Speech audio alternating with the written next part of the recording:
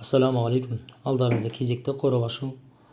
Бүгінгі келген дүние бұл үйдегі кішкентай бүлдіршін пампушкаларға, яғни қыз балаларына арналған аяқ киімнің түрі.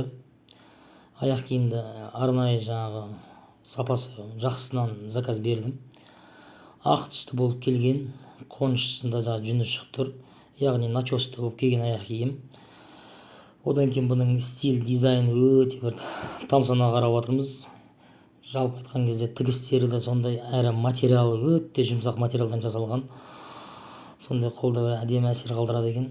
Одан кейін барып дизайнына келетін болсақ, арқа жағында қоянның екі құлағы сықылды несі бар.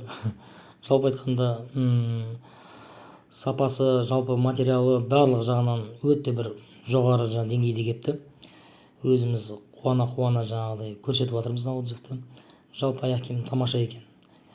Көктем ауасында және ерте күзде киетін аяқ киімдердің қатары, табаны құйма.